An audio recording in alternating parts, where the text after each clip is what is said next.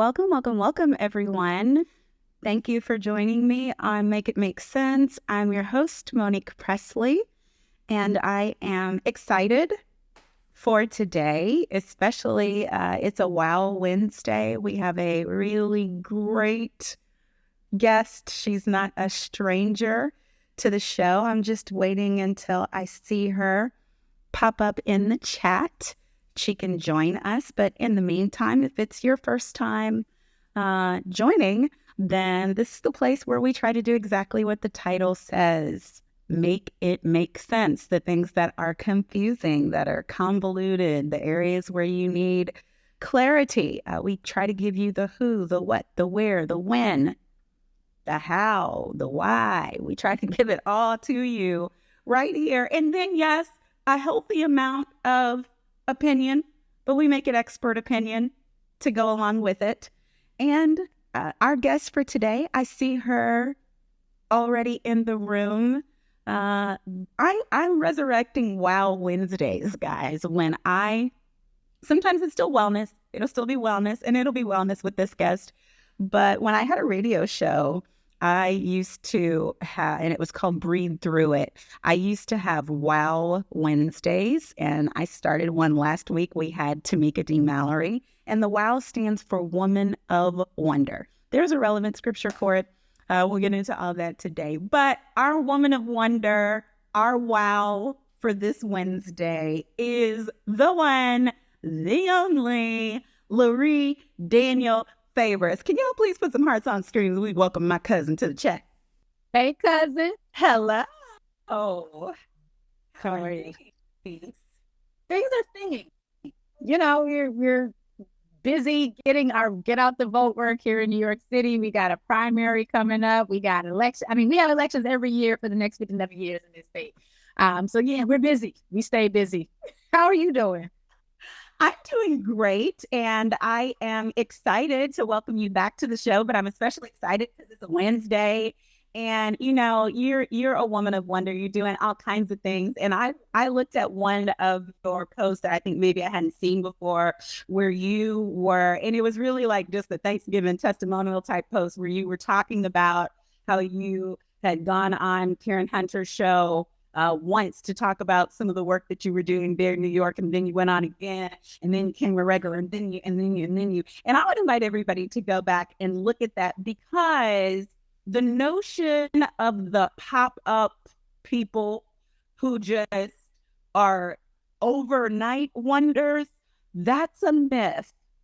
Even if they pop into our lives like we didn't see them before, 9 times out of 9, 10 times out of 10, there was a significant amount of work that went into it to match the favor that came in and made for what looked like a pop-up. And there are some overnight sensations, and I love them. But the people I know who have any amount of longevity, they don't just pop up, pop in, pop out, but who stay in the game over time.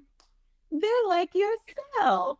So I appreciate that. We need to, can I get that recorded? I need that to be my intro. Yeah, my overnight success took 20 years. So, you know, but that's a common belief that people, when you first come to them, we just think that, oh, they just happened. It just, hey, no, it's some receipt. And you said something really important, though. People who stay and have longevity. You might be an overnight success and you here today, gone tomorrow. But if you have longevity, it's because your overnight success took some time, took some work, took a whole lot of work when wasn't nobody paying attention and nobody was checking for you.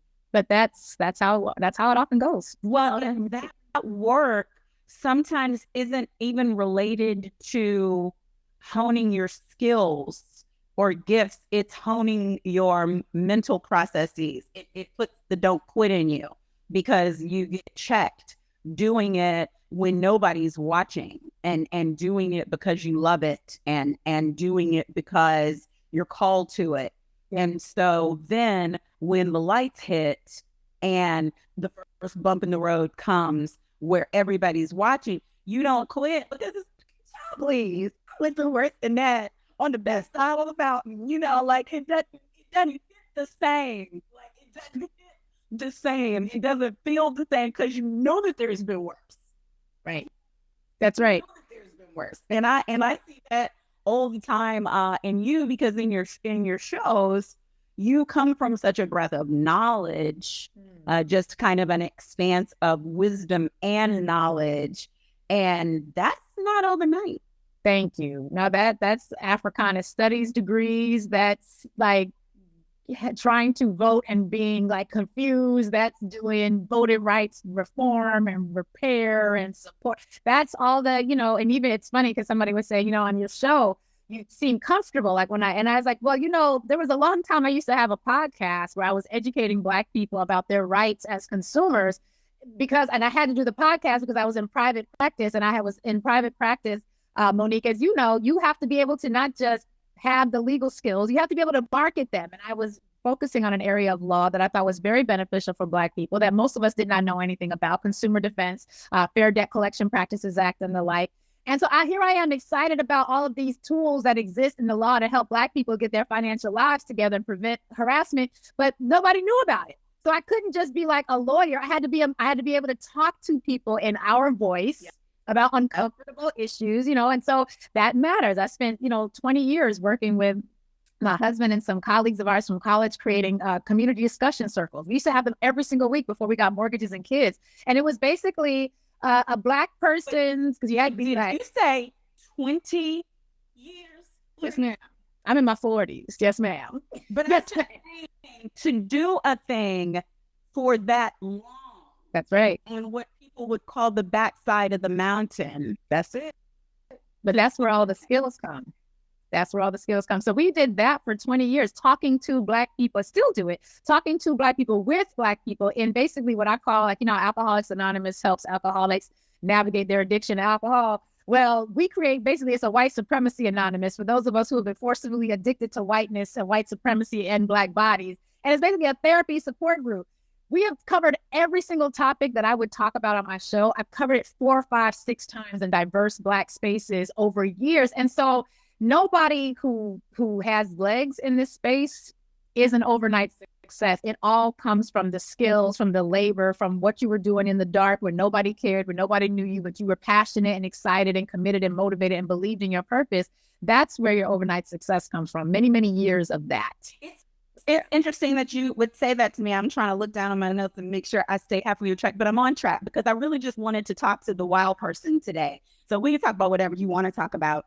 But it's interesting that you should say that, because I think a lot of the things, like yesterday, some of the things that we were talking about, and today things we're talking about, I always want people to know. And my Monday motivation was with Pastor Martin Baker, and he was talking about faith as it related to them building and paying off a church, faith as it related to building a community center for millions of dollars in the middle of a pandemic, faith as it related to, drawing members and growing in God. And what we were saying is, but that's portable. That's transferable. It's not just for the church. And what you're saying is not just for what you did with law practice and radio and podcasts and digital and et cetera. It really is the case, because I'm remembering this story of Dr. Jazz Scullard, who was talking about the first time she got her big break preaching in the Potter's House in Dallas for Bishop Jakes. And for real, it seemed like she poofed and went there. And I remember the message she preached was giants do fall. But the message stuck with me. And I mean, she landed it. She killed it. Like it was either side on fire. It was bad. It was good, bad. But what she said when she came on my little bitty radio show that I did for years, what she said was the reason why she knew that would kill is because she had preached it for 3 people. She had preached it for 20 people. She had preached it for 100 people. She had preached it on a college campus. She had preached it at it was a ready weapon. Yes. It was ready because of the repetition, the trying of a thing. And many of us get tried by fire. Yes. Tried by fire. And so I fully received your 20 years and hope that people who are listening can appreciate like this super smart woman who just spits facts. She's spitting today because she's been spitting for a long time. And nobody listened.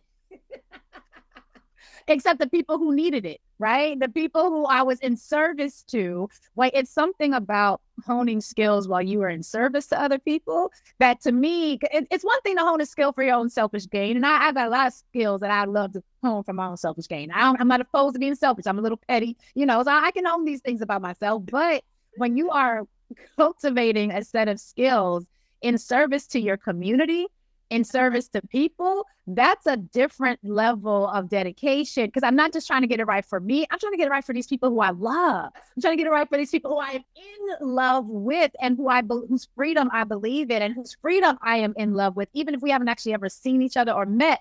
And so that, I find that when you are doing something, not just for yourself, but for the people that you are committed to, that will add an additional layer to whatever goodness you're already going to put into the world. Yeah. Yeah. And it's an additional, it's an additional test too. Sometimes I push back when people say, that you should, well, I shouldn't say sometimes I push back. I always push back when people try to say, don't be concerned about where your money's coming from. Don't be concerned about how you're going to pay your bills. Chase purpose, chase passion. The money will come. And I'll be like, the devil. Because two things can be true at once. They can be true, but there is a testing ground in the what would you do for free? Yeah. Like what can you not help but do? And that is, I think, is why we do this. For people who wonder, no guest that I bring on here gets paid to come on here and share themselves with you. They're doing it because they care about what we're joining together to try to do and put out into the world. But so what would you say to somebody who is torn? Like they've got their good 9-to-5 gig, right? And they also have dreams. Yeah. And the two are not together. Yeah. Right now. What in there? What is required? Is it a gradual process? Is it a decision-making process? What's required?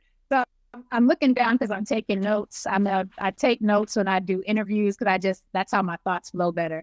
I've been in that phone. We both do it. We have the prep girls. It's no wonder who you're dealing with today. Yes. I've been in that position where I've got more passion than plan, where I've got more desire than capacity. And I will be very honest. I think purpose is one of the most important things that we have, but I'm also a foodie. And you cannot season purpose. It does not sit on the taste buds well. It doesn't fit in a spoon. One can't cut it with a knife and a fork. And purpose is extraordinarily important. But I need to actually eat. It's like people say, we got love. Love will sustain us. Love does not provide protection from the inclement weather. Love does not provide light if your lights are out. Love is not going to provide heat. I mean, well, no, that ain't true. It could provide you something. But that's not it can make it hot for a little bit. For a moment. But I believe in having a plan. And I think that just because you know a thing doesn't necessarily mean it's time for you to act on a thing. My mom always has this phrase where she says, the right thing at the wrong time is not the right thing. Yeah. And so you can be correct. Right. This can happen in an argument where you're correct, but perhaps saying that thing is going to destroy your ability to have a relationship later. So you got to be wise there. But you might have a vision. You might have something that you're birthing inside your heart and your spirit, but it's just not the right time for you to act it out. So you might have this vision and go into your boss's office and be like, all right, the creator, ancestors, mother, father, God, Allah, and Buddha have deposited a vision in my spirit. I'm giving you my 2 weeks notice. Now, just because all them entities and the ancestors too deposited that vision in your spirit, that was like step one, right? Manna from heaven wasn't just one meal. It was like step one.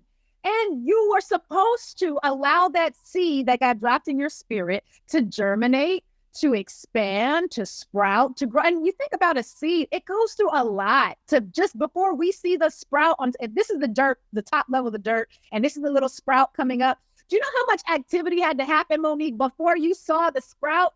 We all get excited when we see, oh, look, it's a green leaf on top of the dirt. There was so much work that went into that sprout, breaking just the surface. And any of you who plant, you know good and well, you have a sprout. It's like, oh, look at that little bitty sprout. It's, okay, we got a lot more to do. There's no flower yet. It hasn't fruited yet. It can't be transplanted into its final pot home yet. So there is so much work that has to go into it has to be. You know what else it has to be? Hold on. Oh, she's going to bring it back. I know it is. I think she's going to say it's got to die. Because that also has to happen to seeds. I'm not saying that, but you can say that. You can say that. I was going to say that seed got to die. Before you can even begin to sprout, it's got to die. Before you ever get anything, you gotta be in good soil. Ooh. You better get soil. Wow. I am good soil. I'm good soil now. Now. Yes. Yes. I'm good fertile soil. You can't miss with me right now. You plant something in here. Oh, baby, it's growing. I love it. Now. I love it. But you got to be for you good soil. So when you talking about Father God in the universe and everybody here at that job, your whole underground might be hard, dusty dirt, or you might be real shallow. You might not have any roots, Right. you know? I mean, you don't necessarily know, as we've been talking about, what you're made of underneath until you start getting in there.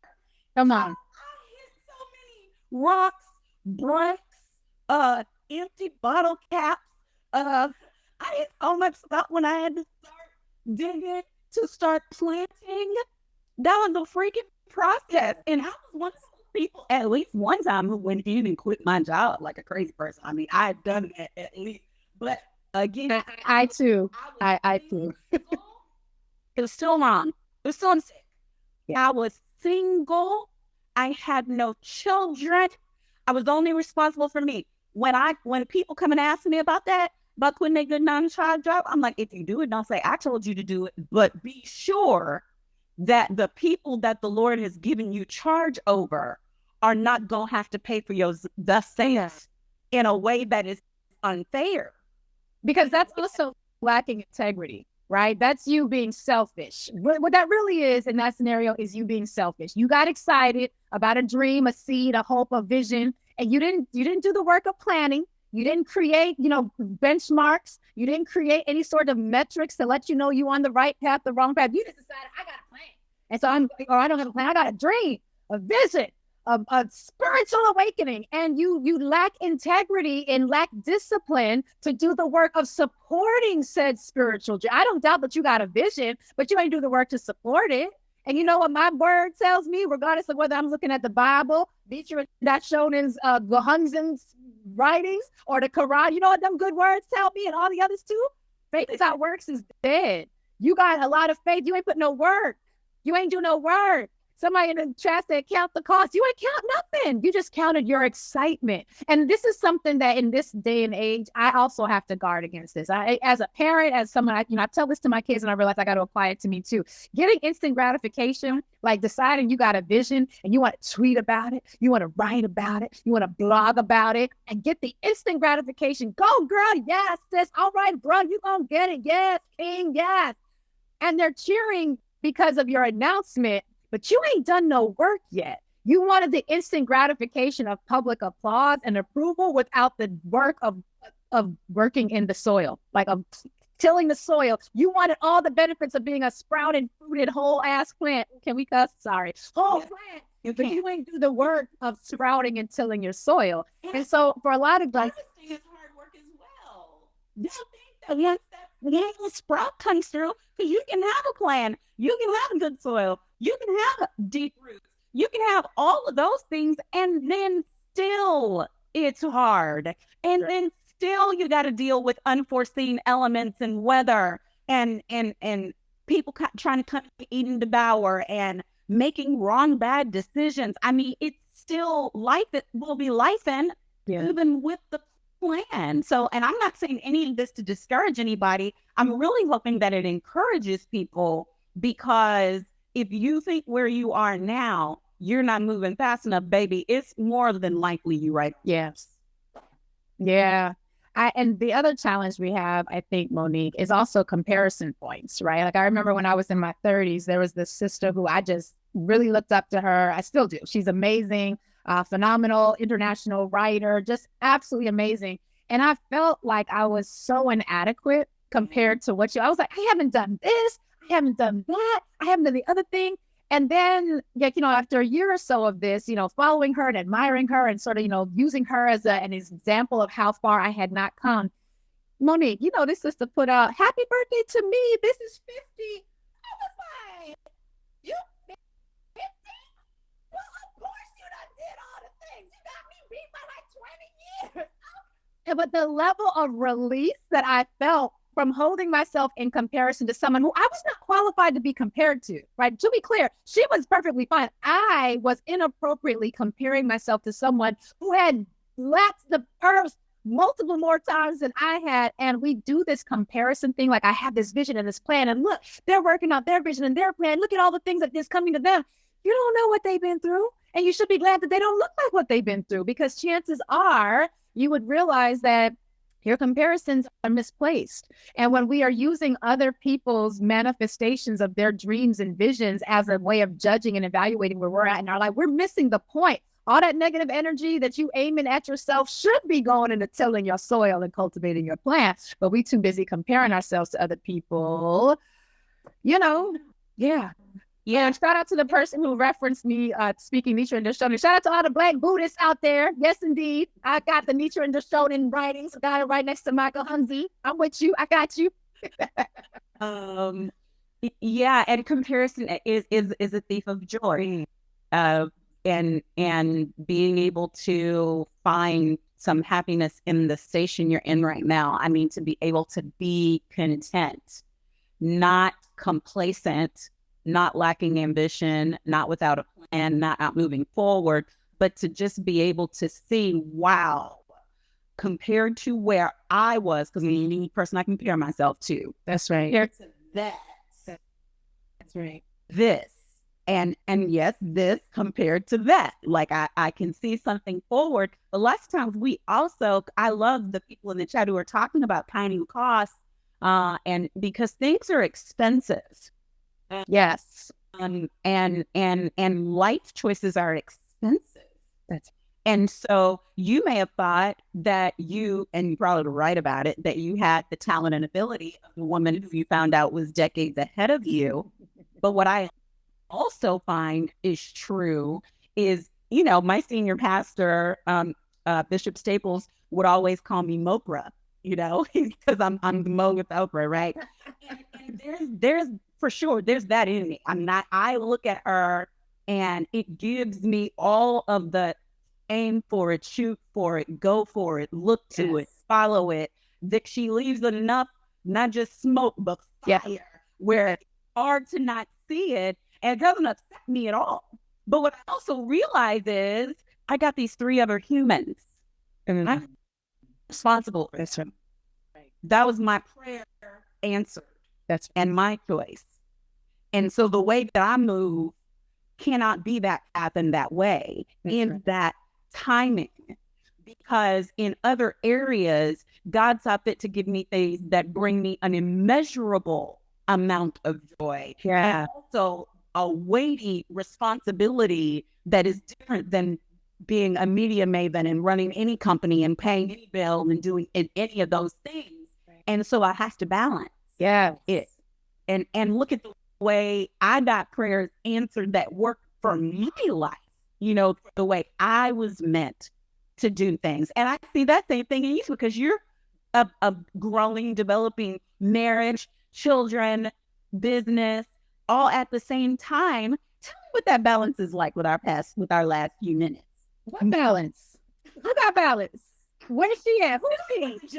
Juggling that is like. Tell me something. Listen, the juggling act is real. Like, it's real. Like, there are times where I am exceeding my own expectations for myself as a lawyer, and I am failing in my expectations as a mother. There are times where I am knocking it out the park as a mom, as a spouse in the business, and my advocacy is wah, wah, wah. Like, it is a juggling act. I find that one of the reasons that we always on my show do a moment of gratitude, and I know my audience thinks I do it for them, it's for me. Well, one of the reasons we do a moment of gratitude is because I recognize regularly on a daily basis, if I do not do the intentional work of when the first thing I wake up in the morning, if I do not take some time to either pray, chant, meditate, yoga, talk to a tree, get some fresh, something that is going to allow me to be centered, my entire day is off. And so whatever juggling I'm doing ain't gonna work. If the ball's gonna be flying in the air, bop me on the head, fall to the ground, it's just not gonna work. I have personally found that the most important thing I can do every single day for the juggling act, for my sanity, is to spend 15 very precious minutes to myself where I am communing with the creator with whatever modality. And I do use a variety of modalities. I go from praying in prayer closet, speaking in tongues, chanting, and I do all of it. I'm an equal opportunity religious tool user. So I know that makes some people uncomfortable. That's all right. Go with God. You're going to be fine. But if I take that time, Monique, and really get rooted in a sense of the most positive, the most impactful emotion I can tap into, if I can get 15 minutes of thinking the most powerfully intentional thoughts, if I can meditate or just be mindful and just that time, it makes the juggling possible. Because without that, I'm a hot mess. I'm a hot mess. Now, y'all might think it's cute because I got a cute selfie up, but what you don't know is the blurred background is hiding a hot mess.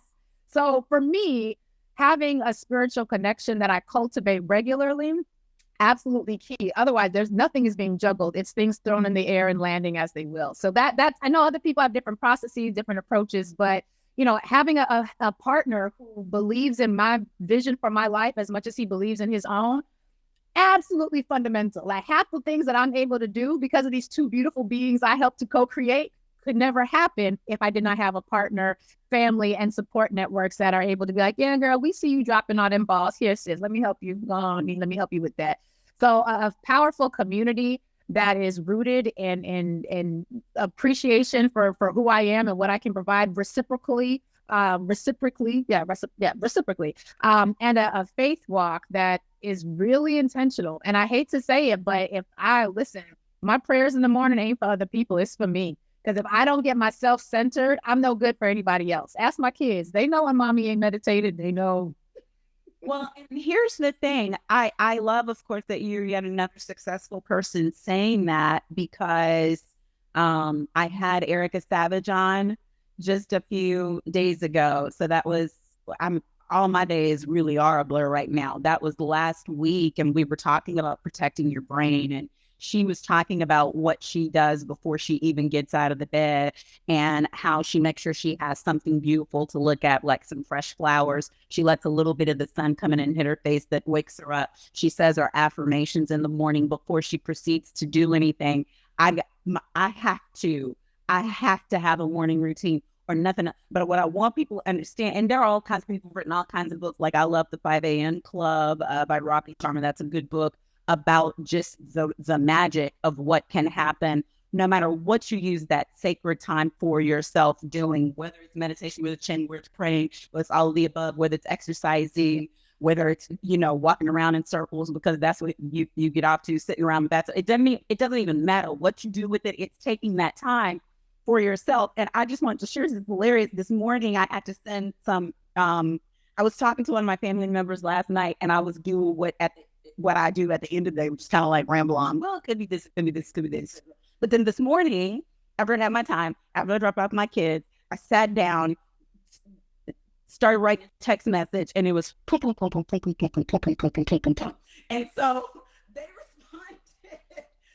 responded and said, I love your early morning thinking brain. I'm about to go back into work mode. And I said, yeah, between 6 a.m. and 1 p.m. there's some fucking magic, diminishing returns after that. So, I'm like, so whatever gotta go, that's what I'm feeling right now.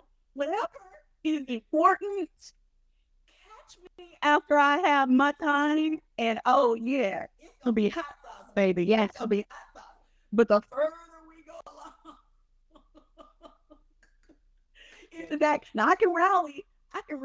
I'll make it through. You want the best. And it just only makes sense that the closer we are to the time where we had a vertical connect and an internal connect, the more we will be able to produce. Yeah. Yeah, and not that you do it for production. Right. Again, Right. as our Woman of Wonder has said, you gotta eat. That's right. Purpose is not tasty. It's amazing, but you can't eat it. You'll feel full, but that feeling will pass, and then you will want a potato. Yes, because as you're full in your spirit, the hunger in the belly will let the spirit know I'm still here and I'm still empty. I'm going nowhere. And you cannot declare a fast. Listen. You are just lacking funds to eat. And those are two different things. Right. That's what we call starvation. We are already totally out of time. Can you please just tell us something important you're up to that you think we need to know, and how everybody can find you? And you know I want you back again and again and again. But I'm glad this time this way today, because we never get to do it. We're always talking about go vote. This is what the law says. I gotta go. Okay, yeah, we'll give out a 30,000 version. So what the long and short of it is, there are primaries happening everywhere. Go vote. Make sure you're helping people vote. At the Center for Law and Social Justice, where I'm privileged to serve as executive director, we're actually embarking on a pretty ambitious effort. For the end of this month, we're going to be announcing a brand new program, a pipeline that will allow us to create a new generation, multiple generations of racial justice advocates, working with the students at Medgar Evers College in Brooklyn, New York. We have a big gala coming up at the end of June. To celebrate our transition into this new reality. And so that's basically what's been taking up my time. We've got our Future, Our Vote campaign on the ground, operationalized. We've got our gala that's going to allow us to bring in Black people and our allies who are social justice advocates and warriors, and bring them into the rooms where we have allies who are not necessarily going to be on the front lines, but are philanthropically minded. And we're going to curate and cultivate an environment that really allows us to see how we rely on each other.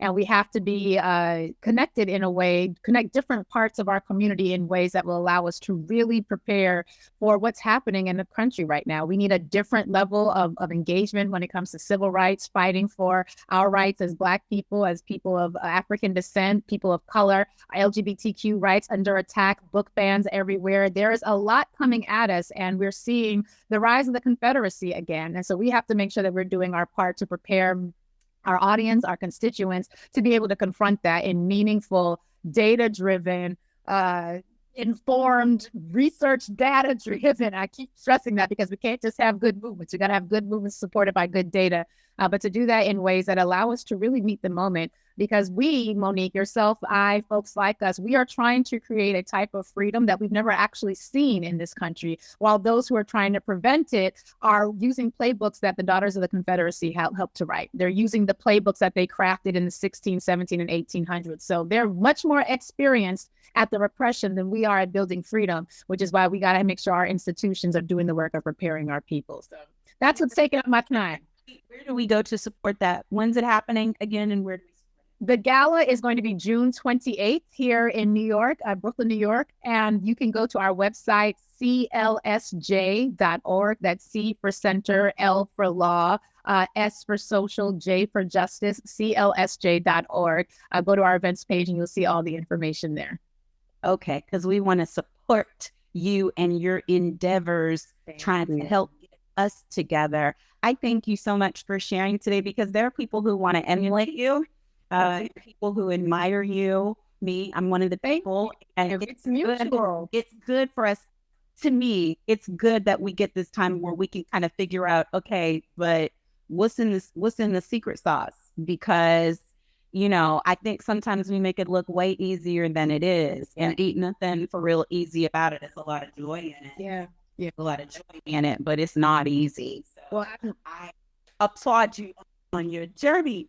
Thank you. I'm grateful for you using the platform in this way, because we often do get sort of stuck in our, you got to vote, you got to be engaged, right? And there are so many other aspects of ourselves that people should know about as well, so that they can, if you're going to emulate somebody, just know what's there. So you don't think that, oh, you don't do what I did, to compare yourself to somebody whose life's experiences will create that sort of difference. People are putting in work, and all of us have something important to give to the village. So thank you for letting me. I hope I'm not in trouble with my booking producer, because our guest had notes prepared about voting. Jackie, I apologize. We love Jackie. Never. I apologize. Vote, y'all. That's what she was going to tell y'all. Vote. And yeah, especially because I hear your mayor, he's mostly dependent on the Lord. And as we would say, faith without works is dead. That's it. The Lord waiting on us. We waiting on God. God waiting on us. I put you in that position. I gave you power. What you waiting on me for? I'm tired. Attorney Lurie Daniel Favors, we appreciate you. Love you. Thank you. Bye. I love you too. I hope you enjoyed that, family. She is just a gift, right? Can't you tell? I'm glad we got to spend some time figuring out the way she thinks, understanding like what was going on in the kitchen through some of it, for her to get to where she is now, to be Sirius XM Urban View host of her own show and doing all the things, because there's more to it than that. And she really is a wow. She is a woman of wonder who we're blessed to have caring about and working on our behalf. So that's all I have for you today. If you would like to support what we're doing here, please do. You can become a friend of the show. You can sponsor the show by going to sales. Email us at sales@moniquepressley.com, or you can give through Cash App, $ Monique Pressley TV. I see some folks in here who are regular givers. Thank you so much. Thank you, Kenny. Thank you. I see you guys in there. Thank you for buying badges right here on Instagram. Or you can go to PayPal, paypal.me/Monique Pressley TV. That is it for today. I will see you right back here tomorrow, and it will be the interview that was scheduled for yesterday. But when we have these people, these very important people with these really important jobs, sometimes it takes precedent. So tomorrow, we will have attorney extraordinaire who is now president and CEO of the NAACP. We will have brother chair Derek with us here. Okay? So come on back. Make sure you see that. It'll be a good combo. I promise. Because they say we're not supposed to go to Florida. We got to find out why and what else we can do about it. Because I want to know, what about the people who live in Florida? Just saying. These are my questions. Check in tomorrow. All right. Bye-bye.